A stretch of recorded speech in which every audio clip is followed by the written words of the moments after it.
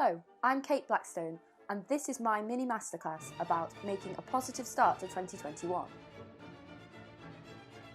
So when I was first invited to do a masterclass for YCAT in January, I got thinking about the goals that we usually set for ourselves in January. However, it also occurred to me that setting goals comes from a place of hope and positivity, and 2020 wasn't exactly a time that was filled with hope and positivity for many musicians. So I thought, how can we start bringing hope and positivity to 2021 in order that we can then make goals on top of that? So here are my 3 tips for making a positive start to 2021. My first tip is redefine your practice. Many of the musicians that I interviewed, younger musicians and musicians just out of college, fell into the trap of thinking that practice was only the time that they spent in the practice room with their instrument, which then is extremely demotivating when things aren't going well. We've all had those practice sessions where we're just really not feeling it. And then what do you do then? If that's the only way that you know how to practice, or the only way you define practice, then you're kind of now in a trap. What I would say is think about practice as all of the activities that you do that contribute to the progression of your musicianship. So that could be things also like listening to recordings, or researching new music, or doing some yoga and taking care of your body. All of those things will make you a better musician. So if you think bigger and you think more holistically about what practice entails, you can have a more positive relationship with your instrument and your practice. My second tip is find something to be bad at and get better at it. One of the reasons why music practice at a high level is so difficult is because as you get better, it takes more and more work to make tiny amounts of progress.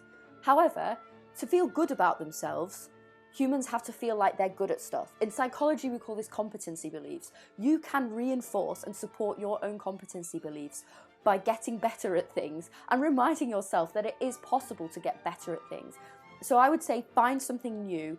It could be running, knitting, baking, whatever it is, and get better at it. In turn, that will make you feel better about yourself, and then you can take that into your music practice and feel more confident about getting better at those higher levels as well. My final tip is retire the word just. How many times have you heard it when somebody says, "Oh, I'm just teaching," or "I'm just depping"?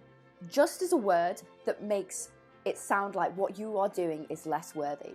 And it gets in your head, you don't realise it's happening, but suddenly it puts you down. You put yourself down when you use the word, and actually you put other people down as well.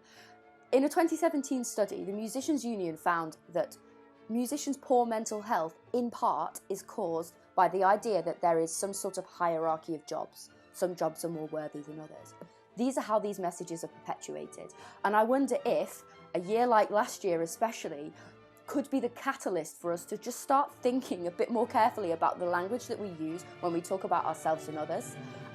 So just is a word that actually is filled with a lot of negativity, and it's one word that you can get rid of to really feel more positive about what you do and what you might do in the future. One thing that you will notice about all of the tips that I've given today is that they're small things, small actions that you can take right away. When we make New Year's resolutions, often we have really grand plans, which is really great, but they're often very outcome-based, such as get fit, become a better sight reader. Those are things that happen at the end when you've completed your goal. That's what happens when you've taken lots of small steps to make a change. So what I'm going to say is have that grand plan, dream big, but then be really clear with yourself about what you need to do and what you are going to do in order to make those changes. That way you can start 2021 with confidence and positivity about your goals. So I hope you found these tips useful, and I'd love to know what you think in the comments section below.